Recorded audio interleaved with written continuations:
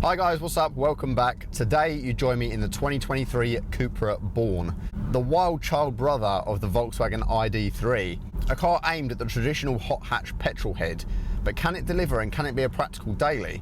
That's what I'm here to find out today. Before we get going, let's talk about pricing. Now this is priced very similarly actually to the ID.3 that it's based on, and it comes in 3 different trim levels which make things relatively easy.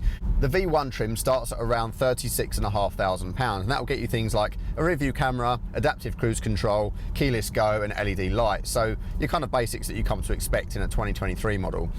Step it up to V2, about 38 grand, you get heated seats and steering wheel, tinted windows, some upgraded 19-inch alloy wheels and an augmented reality head-up display, which I'll talk about in a bit. The top of the range V3 trim is what I have right here, which starts at around 41 grand. Now this one comes with massaging electric seats and some really nice 20-inch alloy wheels. All models across the range come with a 12-inch infotainment screen which has all your usuals like Android Auto and Apple CarPlay, and it's positioned quite nicely angled towards the driver. There's also in front of me as well a 5.3-inch driver's display, which does look quite small when you first get in the car and doesn't display everything you might want on it, but it does display the basics and all the things that you might need. In terms of drivetrain, there are 2 choices. I've got the entry-level model here, which is a 58 kilowatt hour, 204 horsepower electric motor. Now it's got a top speed of around 99 mile an hour and a 0 to 60 in about 7.3 seconds, so it does feel quite brisk. And a range on paper of about 260 miles, although I've experienced around 200 with a slightly heavy foot and slightly cold weather. For a couple of grand extra, you can upgrade if you've got a V2 or above trim to the E-Boost model, which has 230 horsepower. Now that model is basically an extra electric boost of around 20 horsepower, either on the button on a steering wheel or using the kick down on the pedal. It has the same 310 Newton meters of torque, and aside from that, there's not much difference between the 2 models, but I would like that steering wheel because it has a drive mode select button on as well, which you can't get in non-E-Boost models, which is a little bit frustrating. So if you're not happy with the range, you can upgrade to a 77 kilowatt hour model. Now that one does about 340 miles on paper, so it's quite a big difference between the 2 models, but you do lose the middle seat at the back due to the extra battery pack. All in, if you spec it out completely, you can probably get somewhere in the realm of £50,000. This one has one of the technology packages, and I think it is worth speccing, but it does bump the price up a bit. However, even if you do spec the top of the range V3 model, there are some tick boxes that you can check, which some of them I feel are quite essential. This Beats audio system, for example, it's £470, it's a 395 watt system, and it really packs a punch, and I think it's worth having. There's also an optional technology package. There's 2 different levels, and the most expensive one runs you nearly £1,000, but that includes things like a park assist feature, 360 cams, and a few other bits like that, which are really helpful for the sort of driving assistance stuff. This model that I'm in now doesn't come with a sunroof. That's an option as well, which is nearly £1,000, but again, something that I probably would want in a car at this sort of price range. Annoyingly, some of the other manufacturers like Kia, for example, are starting to include that in their top level trim anyway, which I think is really the way forward. Dynamic chassis control is also an option. It's not a standard thing. You have to pay £830 for that.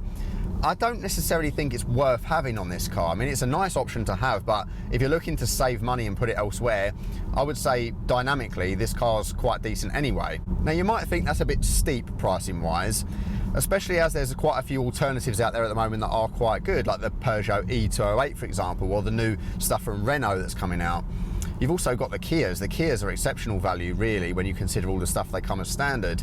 So the Kia Niro EV is one of my favourites. Also the Kia EV6 is ever so slightly above this in price, but alongside the Hyundai Ioniq 5 I think are probably some of the best all-round options you can get. But one of the key selling points to this car is its environmental assets. This is one of the only cars on the market alongside its brother the Volkswagen ID.3 to be delivered to you advertised as net carbon neutral, and basically what that means is all of the carbon emissions that are made during the production of the car, they offset in some way or other, whether that be through renewable energy at their facilities or whether it be planting trees, whatever it might be. There's a lot of different ways that they can do it, but it basically means that effectively no carbon emissions have been produced during the production of the vehicle because it's all been offset.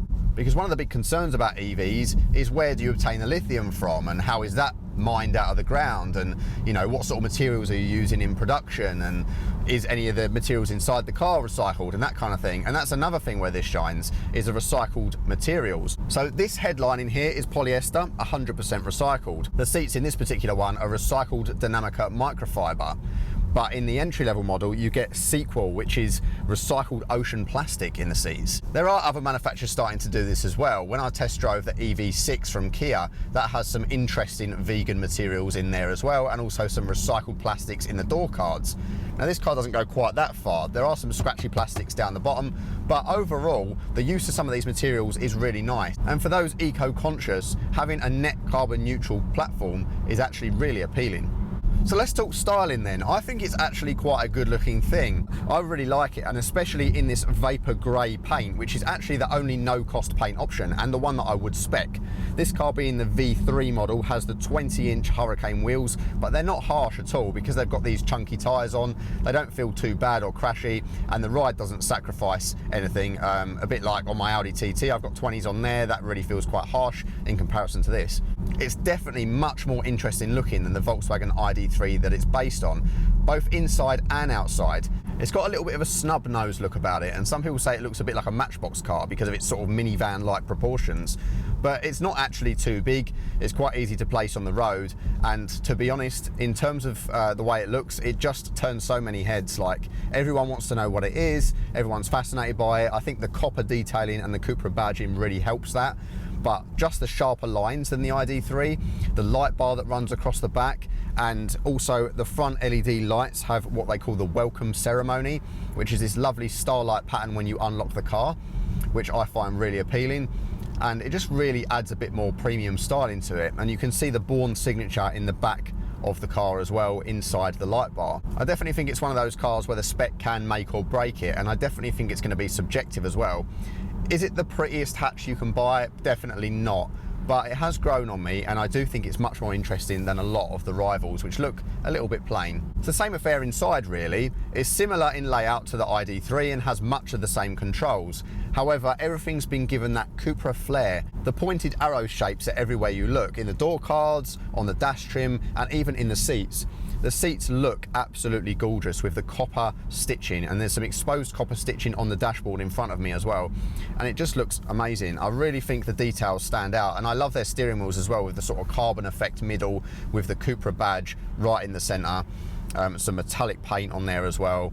It looks really great, and the microfiber material in here, not only is it quite sustainable, but also it's really nice. They've padded the seats just right, and actually these are probably now some of my favourite seats in a car, full stop. They've got a massage feature which isn't the best in the world, but it's quite decent, and they've just got enough adjustability, and they're firm, they're supportive. They've got a bit of electric lumbar in these ones. They've got lots of bolstering on the sides as well to keep you nice and snug, and it's just right on my neck. I can push myself back into the seat and get a bit of squish in the headrest. They just feel exactly as I'd want them to. There's enough adjustment to keep me happy. I've got quite a nice high driving position here, which I quite like in this car, but you can get it quite down low as well. And I just think they look really, really nice. Overall material quality is quite good as well, to be honest. Like, I've got squishy material down by the center console. Everything feels really solid. Everything on the outside, even though there's some hard plastics here and there, everything you have to interact with feels all right. And there's nothing particularly creaky or groany in here at all. I do like that when you put the window down, it's got quite a sharp angle on it, so you can have it down a little bit without getting too much wind in the cabin. Practicality, really good as well. It feels quite cavernous in here. I've got quite a bit of headroom. I'm just about 6 foot, and I've got quite a bit of headroom even with my seat in this raised position. There's loads of space in the back as well. In this model, you've got the 3 seats in the rear and a pretty flat floor, so it's quite comfortable back there for 3 passengers, even though it is quite narrow, so you probably wouldn't want to have 3 adults for a long period of time. But there's ISOFIX points in the back there as well, which are nice and practical, with the flip down covers that won't get lost. And there's also ISOFIX points in this seat next to me as well, so the passenger side you can have the seat in the front. Thanks to its kind of slab design, the boot's quite spacious as well, 385 litres to be precise, which is a bit larger than a Leon or a Golf. However, it's definitely not the most practical. It's got a really big load lip, and whilst you can get a false floor, it's over 300 quid as an option, which I think is a bit of a rip-off, to be honest. Also, if you fold the back seats down, there's a massive lip there as well. It doesn't go flat. So things like a Kia are going to be more practical in terms of like an EV6 or a Nero EV. They've just got a slightly more practical layout. But if you can overlook the little gripes, it is a practical space. The only thing that kind of annoys me a little bit is that there's no option for electric tailgate. At this price of car, I think that should kind of come standard, to be honest. But overall, in terms of practicality and spaciousness, it feels bigger than it is, that's what I'll say. And you can get a higher driving position than what the car feels on the road as well. Visibility's all right. I mean, you've got loads of glass up the front here, especially with these corner windows. It's a little bit like a sort of MPV style windscreen, but I quite dig it. The only thing is you can't really see the corners of the car. Even high up, I can't. Even looking like that, I can't see the corners of the car, but you soon get used to its size. Visibility out the back is about average for a car of this size as well. Overall, I don't think you're going to be too disappointed with that. Let's talk about the tech then. As I said, a lot of it is optional, which is a bit of a shame. However, the screens are not optional. They're default, regardless of what trim level you go for, which is nice and expected in this day and age. The head-up display has just enough information in. This particular one has the augmented reality as well, which basically highlights and paints lines on the road on the windscreen in front of you if you start straying from lane. The screen in front of me, whilst it is quite small, it's bright enough, it's clear enough, and it's got all the information you might need on it. It can look a little bit cluttered when you first look at it, but you can use this view thing on the steering wheel here to switch between the different modes, and it shows you stuff about your range, how much sort of braking regen you've got going on, and if you've got any of the driver assist features on, and your active radar cruise control and stuff like that. So it has enough information on there. It's just not going to blow you away with any of the sort of virtual cockpit stuff we've come to know in some more modern cars as well. And it's a shame it doesn't offer something like what Kia and Hyundai have been doing with like the blind spot monitoring inside the dials on the dash, but it's too small for that. But it's good enough. It displays what you need it to display. Now over on this side you've got the 12-inch infotainment, which I pretty much always use with Apple CarPlay, as you'd expect. However, it's got a decent enough navigation system and loads of other bits and bobs on there as well. My only gripe with it is that it's quite laggy, and this has been something that I've been saying since the launch of the newer Cupra Leons, like the Mark IV Cupra Leon and the Formentor and all that. They all have this same kind of issue that they suffer with, which is just that it's not always snappy enough for me. I'll drop in some clips now of some times that I've experienced that, and it's not all the time, don't get me wrong, and it looks pretty. It's just not the best system on the market. There's definitely not really any issues when you're using Apple CarPlay. It can be a bit sluggish at times, which is probably just related to processing power, but it's perfectly livable. It's just something to get used to, and once you learn where things are in the menu, you can kind of navigate. But the disappointment for me with the tech is all of the touch stuff. I hate it, I can't stand it, and I can't imagine you'll find another motoring journalist out there, or a customer, to be quite frank with you, that likes what Volkswagen Audi Group are doing with all of the touch sensitive stuff in their cars. The climate control, touch sensitive. Volume control, touch sensitive. Everything on the steering wheel, touch sensitive, and it's not always responsive either. On the steering wheel, it's interesting because you've got the buttons and you can sort of, they're not capacitive touch, you have to apply a little bit of pressure to them. Imagine like an iPhone 7 home button with that kind of haptic feedback. It's a bit like that. So you can swipe with a bit of a press to go up and down volume wise, or you can press it individually, but just bear in mind it's going to constantly require you to stab it and then lift off, stab it and lift off, which is quite annoying when you're trying to skip through multiple songs, because you end up pressing it too quickly and then it thinks you're trying to scrub through a song, which is really frustrating. So you have to take your eyes off the road, find where the skip button is on your screen over here, and start hacking away at that. And then all of a sudden you've accidentally pressed something else, and I found myself trying to adjust the temperature earlier, and all of a sudden it was at 23 degrees, I wanted it at 19. Then I tried scrubbing it down a few and it went all the way down to freezing, and so I'm stuck between Antarctica and Spain and trying not to die in a car accident while I'm adjusting it. It's just really infuriating, and this is why I love that companies such as Hyundai and Kia have committed to keeping volume dials and climate control dials in their cars. Even with their kind of touchscreen layouts, there's always at least one dial in there, and that's all you need. All I want is just one little volume knob that I can press to change to a temperature control or something like that. It's really not hard, and I really don't understand the obsession with these touch controls. They look awful as well because they're covered in fingerprints all the time. I know you can learn to live with it, right? It's not the end of the world, and it doesn't kill the experience of this car for me. It's just a few little things could be done to change the whole user experience in here that would make it so much more livable day to day. And then there's the window switches. If you want to control the rear windows, you have to hold this capacitive touch sensor that says rear, and then it switches the front window switches to operate the rear ones. That's surely more expensive than a normal window switch, and I found myself stabbing it accidentally a few times and opening the wrong window. Also, another weird design choice, I assume potentially because it's been designed for left-hand drive markets. When you operate the windscreen wipers, they're the sort of old full focus style ones that sweep outwards, and the left one goes first, which means that you're left waiting whilst the screen wipes the wrong side. Very odd. Something I really do like tech-wise though is the Kessie Advanced Pack. So this is the keyless entry. Obviously it's got the touch sensor on the door, there's no button to press, which I much prefer than a lot of the rival cars you have to press a button. These have the touch sensors, which is really nice. You get in the car and you're greeted with a Cupra logo beamed down onto the floor, which is really nice, and some little illumination in the doors. Once you get in the car, all you have to do is put your foot on the brake and the car is on. That's how you turn the ignition on. Nice and easy, there's no button, nothing. You just press the pedal and you can go, away you go. The gears are controlled by this stalk on the dash up here, which basically shows drive, neutral or reverse, or also your regen braking mode, and park is just a button on the edge. It takes maybe a day or two to get used to it, but after that I've stopped trying to look for it down here. And the beauty of having it up here is not only is it in quick reach of the steering wheel, but also it frees up loads of space down here for storage. You've got lots of storage, you've got cup holders, you've got a big storage cubby, you've got a massive storage bin here with a mobile phone holder, which actually has a little cutout for your cable, and it can rest in there as well, which is really, really nice placement. You can fit a massive phone in there as well. There's big door bins as well, which you can put a nice big bottle in. Just loads of storage everywhere. It's really practical. So I think having that transmission select up here does make quite a bit of sense. When you're done and you want to park the car, you literally just come to a stop, press park, and as soon as you take your seatbelt off, it comes up with a screen that says goodbye, and it gives you options for setting up your climate control for the next time you get in the car, which you can control with the My Cupra app if you have a subscription set up. But that's it. You just get out of the car, lock the car, that's it. You don't need to press any buttons to turn it off. It just does it all itself, which I really like. Those little bits to me weren't that much of a learning curve. They're very different from a normal car, but you just get used to them and they're really useful. That being said, it doesn't take away from this rear-wheel drive driving experience. The drive mode's quite simple. You've got an eco mode for longer range, you've got a comfort mode, and then you've got a performance mode. You've also just got two drive modes on the gear select. So you've got the normal drive mode, which feels quite like a traditional car. There's not really much in terms of regen braking or automatic braking. You perform it normally. Or there's B mode, which is the one that has much stronger regen braking. Now, I kind of miss having, like in the EV6, where you can have the paddles on the steering wheel which control the level of regen braking. I do quite think that's a nice thing to have on the fly, but I also think if you're coming out of a traditional car, this is a bit more simple.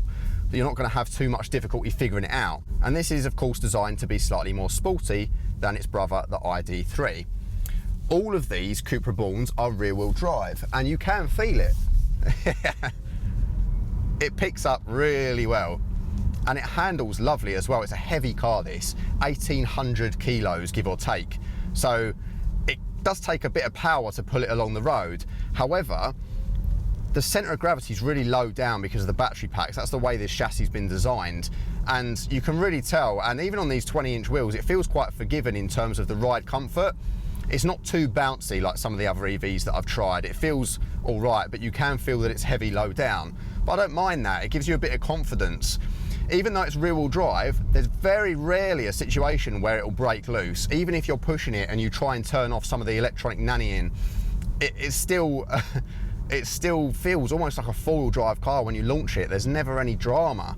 You know, I'm hustling quite hard down this road now, and I can see the augmented reality HUD is putting some kind of like arrows on the screen to show me where the corners are, and I can feel the weight of the car. However, I've got confidence in it. But when you're pushing it really hard, you can feel that it's rear-wheel drive. You feel that back end slightly twisting away. It never feels like it's going to step out though. I think you'd have to have a really greasy day, and I think you'd have to really push it to the absolute limit to get the back end to do anything too spicy. But that's all right, because this is effectively an eco-friendly everyday car, right? So you're not going to be experiencing that too often. It takes off really well. It's got a twisty bit here.